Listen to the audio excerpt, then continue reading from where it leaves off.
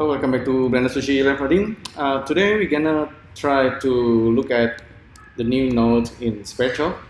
So this one was released not long ago. You probably will never see it if you didn't follow the Sverchok on GitHub. But the name of the node is Fractal Curve. So basically what it does, if you, for example, if you draw a curve, what this node does, it will actually repeat the same curve on top of the same curve, and it's gonna do it a couple of times. It's not easy to understand, but I'll show it to you. That is, once you see it, you will understand. Okay. So yeah, we have grease pencil here, so we're gonna use grease pencil instead of using nodes to make curve because it's a little bit complex that way. But if you have grease pencil and then you shift A and then type GP, there's this little macro. This macro will allow you to easily read grease pencil. Okay, so this is, I always do this whenever I want to test a new node, for example, exactly like this one. So anyway, from grease pencil, now we have this resample curve, right? And we can control the resampling value. And then here we can try our fractal curve. Plug this into this guy, and then let's check out the result. Okay, see, from the default grease pencil, now we already have like a couple of iterations of the same thing. But this guy can get pretty complex pretty easily.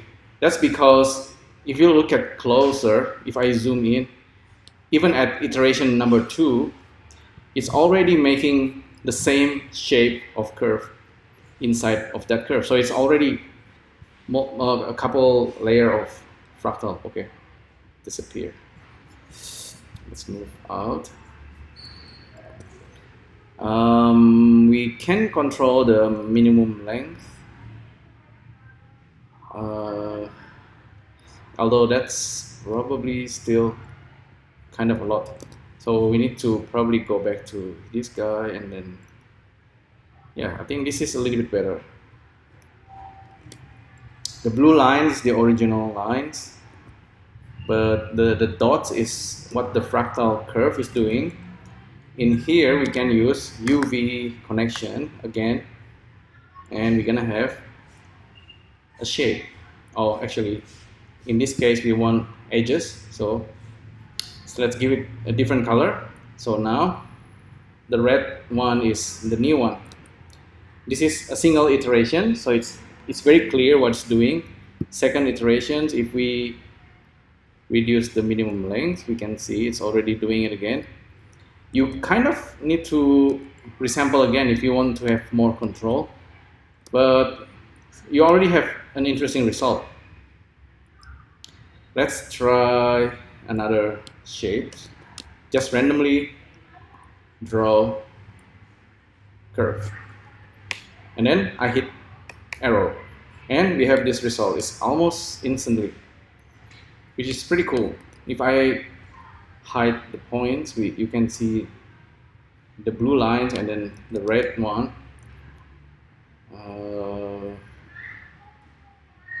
Yeah, let's try different color. That is okay. Now let's draw another one, just randomly, 2 loops like that, and then hit tab. We can have now we have multiple. But here maybe we need to increase the resolution. Now it's you can see the result visually. I think this is pretty useful. If you want to actually apply this curve like on a circle, for example, or on n-gon, you can use edge adaptive. Adaptive edges is not, it's not like it's not very robust. I mean, it's still doing something really, really cool. but I'll show you very quickly anyway. Oops, revert draw. Adaptive edges is like adaptive polygon. With adaptive polygon, you are replacing the polygon with another shape.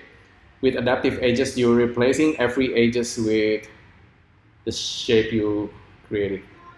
So yeah, I think it should be okay. There you go. What I mean, not very robust. I mean, it's still doing something really cool, but you don't have much control over the edges.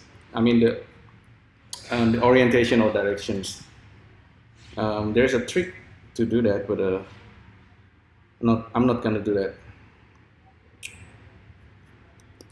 See, you can play around with these shapes, and then everything is procedural. So from these random lines with fractals, you can always go back to the other one, and then this guy will update.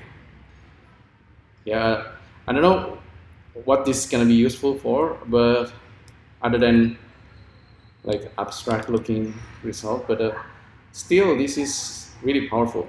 And if you, for example, if you write like blend, I tried this earlier. As long as the curve has beginning and the end, and you hit tab, it is gonna try to write the blend on top of the blend and again.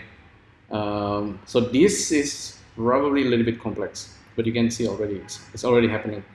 Maybe I don't need to use the adaptive edges for now, because this might be slow, but this guy is pretty cool. Look at this.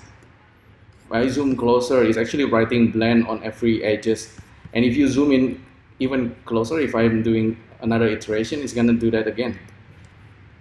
You have control over the length, so I actually quite like this result, just as it is. Yeah, not too, you don't like, if you go, you can have more, and it's gonna write the blend smaller. But if you have it bigger, larger like this, and then you increase the iteration, it's gonna do that for the inside as well. Oh, I think it's still calculating, maybe. Yeah. Oh, I cannot zoom in. I'm using my trackpad. I don't have my mouse. Let's try with the iteration. Ah, there you go. See, it's writing blend on top of blend on top of blend. So that's like fractal. It's a pretty complex thing. Now it's kind of frozen, but you get the idea. That's like the basic idea how you can use the fractal curve. You can definitely use this for something, some kind of design. It's pretty complex, but this single node make it really easy. So yeah, hopefully you like this one. Let me know what you think, and I'll see you next time. Thank you. Bye.